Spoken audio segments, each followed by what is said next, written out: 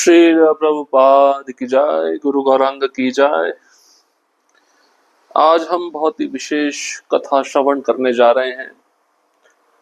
श्रीरंग क्षेत्र में एक ब्राह्मण, ऐसे ब्राह्मण जो अपने गुरु की आज्ञा पर पूरा निष्ठा रखते थे, गुरु की आज्ञा को पूर्ण समर्पित थे, ऐसे ब्राह्मण को स्वयं चैतन्य महाप्रभु दर्शन दिए। श्रीरंग क्षेत्र में एक ब्राह्मण वैष्णव नित्य भगवान रंगनाथ के मंदिर के दर्शन करने आते थे और समूची भगवत गीता का पाठ करते थे। वह ब्राह्मण अत्यंत भावावेश में भगवत गीता के 18 अध्याय का पाठ करते थे, किंतु वे शुद्ध उच्चारण नहीं कर सकते थे, इसलिए लोग उनका मजाक उड़ाते थे। अशुद्ध उच्चारण करने से लोग कभी उनकी आलोचना करते और उन पर हंसते थे, किंतु वे उनकी कोई परवाह नहीं करते थे। वे भगवत गीता का पाठ करने के कारण भावाविष्ट रहते थे और मन ही मन अत्यंत सुखी थे। भगवत गीता पढ़ते समय ब्राह्मण को दिव्य शारीरिक विकारों का अनुभव होता था। उसके रोंगटे खड़े हो जाते थे, उसकी आंखों से आंसू आते रहते थे, उसका शरीर कांपने लगता था और वह पसीना पसीना हो जाते थे। यह देखकर श्री चैतन्य महाप्रभु अत्यंत आनंदित होते थे। ये ब्राह्मण जो श्रीरंगम में रहते थे, इनका नित्य नियम था रंगनाथ जी का दर्शन करने के बाद बाहर आकर भगवत गीता के 18 अध्यायों का अध्ययन करना। नित्य रूप से दर्शन करने जाते थे, समूची भगवत गीता का पाठ करते थे, और जब पाठ करते थे तो वह ब्राह्मण भावावेश में 18 अध्याय पढ़ते थे। शुद्ध उच्चारण नहीं हो पाता था और बहुत सारे लोग उनका मजाक उड़ाते थे और कई लोग अशुद्ध उच्चारण के कारण उनकी आलोचना भी करते थे, उन पर हंसते थे, किंतु ये ब्राह्मण उनका परवाह नहीं करते थे।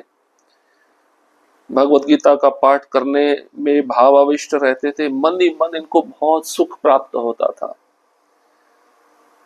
और भगवत गीता पढ़ते समय ये ब्राह्मण के जो शारीरिक लक्षण है, इनका वर्णन किया गया है। उनके शरीर के रोंगटे खड़े हो जाते थे, आंखों से आंसू बहने लगता था, शरीर कांपने लगता था और शरीर पसीना पसीना हो जाता था। ये दृश्य चैतन्य महाप्रभु रोज देखते थे और इस दृश्य को देखकर चैतन्य महाप्रभु बहुत आनंदित भी होते थे। यद्यपि निरक्षर होने के कारण वे ब्राह्मण शब्दों का ठीक से उच्चारण नहीं कर पा रहे थे, फिर भी भगवत गीता पढ़ते हुए उनमें भाव प्रकट हो रहे थे। श्री चैतन्य महाप्रभु इन लक्षणों को देखकर अत्यंत प्रसन्न थे। यह सूचित करता है कि पूर्ण पुरुषोत्तम भगवान भक्ति से प्रसन्न होते हैं, विद्वत्ता से नहीं। यद्यपि वे ब्राह्मण शब्दों का सही सही उच्चारण नहीं कर पा रहे थे, किंतु साक्षात भगवान कृष्ण स्वरूप श्री चैतन्य महाप्रभु ने इसे बुरा नहीं माना, प्रत्युत वे उसके भाव भक्ति से प्रसन्न थे। तो ब्राह्मण पढ़े लिखे नहीं थे, निरक्षर थे, इनको पढ़ना नहीं आता था, भगवत गीता के शब्दों का ठीक से उच्चारण नहीं कर पा रहे थे। भगवत गीता पढ़ते समय उनमें भाव प्रकट होते थे और चैतन्य महाप्रभु इन लक्षणों को देखकर बहुत खुश होते थे। ये सूचित करता है कि पूर्ण पुरुषोत्तम भगवान भक्ति से प्रसन्न होते हैं। भक्त्या माम अभिजानाति, भगवान विद्वत्ता से, पांडित्य से, इससे प्रसन्न नहीं होते। और ऐसे बहुत सारे उदाहरण शास्त्रों में दिए गए हैं। हनुमान जी में ऐसा नहीं कि विद्वत्ता नहीं थी, लेकिन उनके अंदर भक्ति का भाव बहुत उच्च श्रेणी में था। गोपियों में कोई विद्वत्ता नहीं थी, लेकिन प्रेम भाव था कृष्ण के प्रति। तो बहुत सारे उदाहरण है भक्तों के, जिन्होंने भक्ति से भगवान को प्राप्त किया, विद्वत्ता से नहीं। ये ब्राह्मण भगवत गीता के शब्दों का सही से उच्चारण नहीं कर पाते थे, लेकिन चैतन्य महाप्रभु इसको बुरा नहीं मानते थे। प्रत्युत चैतन्य महाप्रभु उस ब्राह्मण के भक्ति भाव को देखकर बहुत प्रसन्न होते थे। श्रीमद् भागवत में इसकी पुष्टि हुई है। तद्वाद विसर्गो जनताग विप्लवो यस्मिन् प्रतिश्लोकम अवद्बद्धवत्यपि नामान्यन्तस्य यशोऽङ्कितानि यत् शृण्वन्ति गायन्ति गणन्ति साधवा। श्रीमद् भागवतम पहला स्कंद 5वां अध्याय श्लोक क्रमांक 11। अनुवाद। दूसरी ओर जो साहित्य अनंत भगवान के नाम, यश, रूप तथा लीलाओं की महिमा के वर्णन से पूर्ण है, वह एक भिन्न सृष्टि है जो ऐसे दिव्य शब्दों से परिपूर्ण होता है जिससे इस जगत की पथभ्रष्ट सभ्यता के पापमय जीवनों में क्रांति आ सकती है। ऐसा दिव्य साहित्य कुछ त्रुटि होने पर भी ईमानदार शुद्ध व्यक्तियों द्वारा सुना, गाया और स्वीकार किया जाता है। तो ऐसा साहित्य, जिस साहित्य में भगवान कृष्ण के नाम, यश, रूप, लीलाओं के महिमा का वर्णन हो, एक भिन्न सृष्टि है, एक अलग सृष्टि है। ऐसा साहित्य दिव्य शब्दों से भरा पूरा रहता है, परिपूर्ण रहता है। और ऐसे शास्त्र में, ऐसे साहित्य में जगत की पथभ्रष्ट सभ्यता जो पाप में जीवन में लिप्त है, उन लोगों के जीवनों में क्रांति आ सकती है इस साहित्य को पढ़कर। और ऐसे साहित्य में कुछ त्रुटि या गलती हो, फिर भी ईमानदार शुद्ध व्यक्तियों द्वारा ये साहित्य सुना जाता है, गाया जाता है, स्वीकार किया जाता है। ईमानदार मतलब साधु व्यक्ति। महाप्रभु पुछिल तारे सुन महाशया, कौन अर्थ जानी तोमार एत सुख हया। श्री चैतन्य चरितामृत मध्य लीला 9वां अध्याय श्लोक क्रमांक 97। श्री चैतन्य महाप्रभु ने उस ब्राह्मण से पूछा, हे महोदय, आप ऐसे भावावेश में क्यों हैं? आपको भगवत गीता के किस अंश से ऐसा दिव्य सुख प्राप्त होता है? अब चैतन्य महाप्रभु उस ब्राह्मण से पूछ रहे हैं। जो ब्राह्मण रोज भगवत गीता ठीक से उच्चारण नहीं कर पाता, उस ब्राह्मण को पूछते हैं, चैतन्य महाप्रभु, ऐसा भावावेश में आप क्यों रहते हैं? भगवत गीता का ऐसा कौन सा अंश है जिसे पढ़कर आपको दिव्य सुख प्राप्त होता है? ये मुझे बताइए। विप्र कहे, मूर्ख आमी शब्दार्थ ना जानी, शुद्धा शुद्ध गीता पढ़ी गुरु आज्ञा मानी। बहुत ही महत्वपूर्ण उत्तर दिया। उस ब्राह्मण ने कहा, मैं मूर्ख हूं, अतः मैं शब्दों का अर्थ नहीं जानता। मैं कभी भगवत गीता का शुद्ध पाठ करता हूं, कभी अशुद्ध, किंतु ऐसा करके मैं अपने गुरु के आदेश का पालन कर रहा हूं। गुरु का आदेश का पालन करना ज्यादा महत्वपूर्ण है, चाहे सेवा ठीक से हो या ना हो। ये ब्राह्मण कह रहे हैं, कभी कभार मेरे मुख से शब्द ठीक से उच्चारण हो जाते हैं, कभी कभी मैं शब्दों का ठीक से उच्चारण नहीं कर पाता, लेकिन मेरी गुरु की आज्ञा है, उसको मैं पूरा करूंगा। इसको बोलते हैं शरणागति। मैं मूर्ख हूं, ऊपर से नम्रता पूर्वक स्वयं कहते हैं, मैं मूर्ख हूं, शब्दों का अर्थ मैं जानता नहीं हूं, लेकिन मेरी गुरु की आज्ञा है, इसको मैं पूरा पढ़ता हूं। यह ऐसे व्यक्ति का अच्छा उदाहरण है जो भगवत गीता का गलत पाठ करते हुए भी श्री चैतन्य महाप्रभु का ध्यान आकृष्ट करने में सफल हो सका। उसके आध्यात्मिक कार्य शब्दों के सही उच्चारण जैसी भौतिक वस्तुओं पर आश्रित नहीं थे, प्रत्युत उसकी सफलता अपने गुरु के उपदेशों का दृढ़ता से पालन करने पर आश्रित थी। तो बहुत अच्छा उदाहरण है, ऐसा उदाहरण जो भगवत गीता का गलत पाठ करते हुए भी भगवान का ध्यान अपनी ओर आकृष्ट करने में सफल हो सका। तो भक्ति भौतिक वस्तुओं पर आश्रित नहीं है। आध्यात्मिक कार्य भौतिक वस्तुओं पर आश्रित नहीं है, प्रत्युत उसकी सफलता की कसौटी क्या है कि वह अपने गुरु के उपदेशों का दृढ़ता से पालन कर रहा है या नहीं कर रहा है। आप दूसरा उदाहरण शबरी का भी देख सकते हैं, जो अपने गुरु मतंग ऋषि का आज्ञा का पालन जीवन भर करती रही। उनके गुरुदेव ने बोला राम आएंगे, रोज प्रतीक्षा करती थी, धैर्य रखती थी, लेकिन उसको अपने गुरु के शब्दों पर पूर्ण विश्वास था। मेरे गुरु महाराज बोले हैं तो अवश्य राम आएंगे। रोज कुटिया साफ करती थी, रोज मीठे मीठे बेर चुनती थी। इस सेवा को उसने कभी भी जीवन में समाप्त नहीं किया। एक व्यक्ति होता ना, आशा छोड़ देता है, इतने समय से आए नहीं है तो अब मैं करके क्या करूं, लेकिन धैर्य खोया नहीं। श्रील प्रभुपाद जी भी एक उदाहरण है।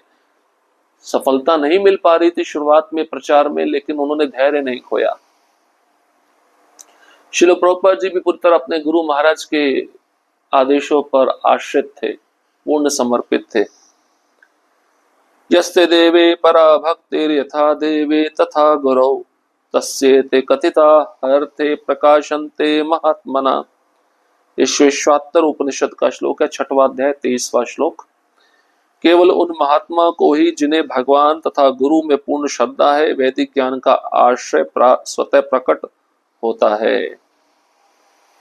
तो जिनको गुरु पे, भगवान पे पूर्ण श्रद्धा है, ऐसे महात्माओं को ही ज्ञान जो वेदों का है, उपनिषदों का है, पुराणों का है, उसका सार उनके हृदय में प्रकट हो जाता है। जो व्यक्ति गुरु के आदेशों का दृढ़ता से पालन करते हैं, उन्हें भगवत गीता या श्रीमद् भागवत के शब्दों के अर्थ प्रकट होते हैं। इसी तरह जिसे पूर्ण पुरुषोत्तम भगवान में समान श्रद्धा होती है, उसे भी शब्दों का अर्थ प्रकट होते हैं। दूसरे शब्दों में कृष्ण तथा गुरु दोनों के प्रति श्रद्धा ही आध्यात्मिक जीवन की सफलता का रहस्य है। तो गुरु पे और भगवान पे, दोनों पे श्रद्धा होनी चाहिए, तभी आध्यात्मिक जीवन में हम आगे बढ़ पाएंगे। दोनों में से किसी एक पे श्रद्धा है तो हमारा भक्ति में का जो कार्य है वो रुक जाएगा। अर्जुने रथे कृष्ण है रज्जुधर बसिया चे हाथे तोत्र श्यामल सुंदर। अब जो प्रश्न पूछा था महाप्रभु ने, ब्राह्मण उसका उत्तर दे रहे हैं। महाप्रभु ने पूछा था भगवत गीता का ऐसा कौन सा अंश है जिसको पढ़कर आपको सुख का अनुभव होता है? तो वे ब्राह्मण कहते हैं, वास्तव में मैं भगवान कृष्ण के उस चित्र को ही देखता हूं जिसमें वे अर्जुन के सारथी के रूप में रथ पर बैठे हैं। वे अपने हाथों में लगाम थामे हुए अत्यंत सुंदर तथा सांवले लगते हैं।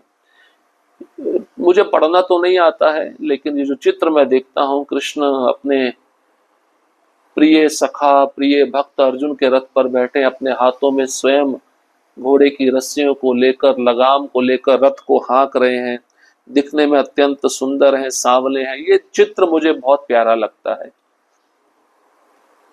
अर्जुने रे कहिते छेन हित उपदेश तारदे की है मोर आनंद आवेश। जब मैं रथ में बैठे अर्जुन को उपदेश देते हुए भगवान कृष्ण के चित्र को देखता हूं तो मैं भाव में आनंद से पूरित हो उठता हूं। ये चित्र पृष्ठ भाग पे है भगवत गीता के। भगवान कृष्ण अर्जुन को उपदेश दे रहे हैं। उस चित्र को देखकर ये ब्राह्मण भावावेश में आनंद से पूरित हो जाते हैं। यावत पढ़ो तावत पाठ तार दर्शन, यही लागे गीता पाठ ना छाड़े मोर मन। जब तक मैं गीता पढ़ता हूं तब तक मैं भगवान के सुंदर स्वरूप का ही दर्शन करता हूं। इसी कारण से मैं भगवत गीता पढ़ता हूं और मेरा मन उससे विचलित नहीं होता। तो जिसका मन विचलित है उसे भगवत गीता पढ़नी चाहिए। ब्राह्मण कहते जब तक गीता पढ़ता रहता हूं तब तक भगवान का सुंदर स्वरूप मेरे सामने रहता है, उसका मैं दर्शन करता रहता हूं। इसी कारण से मैं भगवत गीता पढ़ता हूं, मेरा मन विचलित नहीं होता। प्रभु कहे गीता पाठ तुम्हारा ही अधिकार, तुम इसे जाना यही गीतार अर्थसार। श्री चैतन्य महाप्रभु ने ब्राह्मण से कहा, निस्संदेह भगवत गीता पढ़ने के तुम ही अधिकारी हो, तुम जो कुछ जानते हो वही भगवत गीता का वास्तविक तात्पर्य है।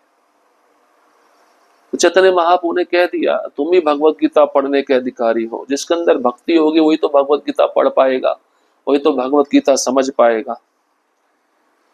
और जो कुछ तुम जानते हो वही भगवत गीता का तात्पर्य है, सार है।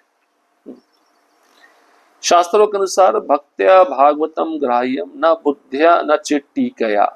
मनुष्य को शुद्ध भक्त से भगवत गीता तथा श्रीमद् भागवत को सुनकर उन्हें समझना चाहिए। मात्र पांडित्य या कुशाग्र बुद्धि से इन्हें नहीं समझा जा सकता। यह भी कहा गया है, गीता धीता च येनापि भक्ति भावेन चेतसा वेद शास्त्र पुराणानि तेनाधितानि सर्वशा। जो व्यक्ति श्रद्धा तथा भक्ति के साथ भगवत गीता पढ़ता है उसे वैदिक ज्ञान का सार प्रकट हो जाता है। तो भगवत गीता श्रीमद् भागवतम ऐसे व्यक्ति से सुना जाना चाहिए जो स्वयं भक्ति में रचा बसा हो, क्योंकि पांडित्य से कुशाग्र बुद्धि से भगवान के इन ग्रंथों को नहीं समझा जा सकता। श्वेताश्वतर उपनिषद के अनुसार यस्य देवो परा भक्ति यथा देवे तथा गुरो तस्येते कथिता ह्यर्था प्रकाशन्ते महात्मना। जिन महात्माओं में भगवान तथा गुरु के प्रति दृढ़ श्रद्धा होती है उन्हीं को वैदिक ज्ञान स्वतः प्रकट होता है। सारा वैदिक साहित्य श्रद्धा तथा भक्ति से समझा जा सकता है, सांसारिक पांडित्य से। इसलिए हमने भगवत गीता यथारूप प्रस्तुत की है। ऐसे अनेक विद्वान तथा दार्शनिक हैं जो भगवत गीता का पाठ पांडित्य पूर्ण पढ़ने वाले भी दिग्भ्रमित हो जाते हैं। यह कहकर श्री चैतन्य महाप्रभु ने उस ब्राह्मण का आलिंगन किया और वह ब्राह्मण महाप्रभु के चरण कमलों को पकड़कर रोने लगा। उस ब्राह्मण ने कहा, आपको देखकर मेरा सुख दुगना हो गया है। मैं तो समझता हूं कि आप ही वे भगवान कृष्ण हैं। भगवान कृष्ण के प्रकाशित होने से ब्राह्मण का मन शुद्ध हो गया। अतः वह श्री चैतन्य महाप्रभु के तत्व को पूरी तरह से समझ सका। तत्पश्चात श्री चैतन्य महाप्रभु ने उस ब्राह्मण को भली भांति शिक्षा दी और उससे अनुरोध किया कि वह ये बात किसी से प्रकट नहीं करे कि वह साक्षात कृष्ण है। वह ब्राह्मण श्री चैतन्य महाप्रभु का महान भक्त बन गया और चातुर्मास्य के 4 महीनों तक लगातार उसने उनका साथ नहीं छोड़ा। श्री चैतन्य चरितामृत मध्य लीला 9वां अध्याय श्लोक क्रमांक 93 से 107 तक। तो चैतन्य महाप्रभु ने उस ब्राह्मण का आलिंगन किया। ब्राह्मण महाप्रभु के चरणों को पकड़कर रोने लगा। ब्राह्मण ने कहा कि आपको देखकर मेरा सुख 2 गुना हो गया है। मैं समझता हूं आप ही कृष्ण हैं। जिस चित्र को मैं भगवत गीता में देख रहा हूं उसी चित्र में जो कृष्ण है वही कृष्ण मेरे सामने खड़े हैं। तो भगवान कृष्ण के प्रकाशित होने से ब्राह्मण का मन शुद्ध हुआ। चैतन्य महाप्रभु के तत्व को वह समझ गया। महाप्रभु ने उस ब्राह्मण को भली भांति शिक्षा दी और उससे कहा कि वह यह बात किसी को भी ना बताए कि वह साक्षात कृष्ण है। और चैतन्य महाप्रभु का वह ब्राह्मण महान भक्त बन गया और चातुर्मास्य के 4 महीनों तक उस ब्राह्मण ने चैतन्य महाप्रभु का साथ नहीं छोड़ा। हरे कृष्ण कृष्ण कृष्ण हरे हरे, हरे राम राम राम हरे हरे। श्रील प्रभुपाद की जय, गुरु गौरांग की जय।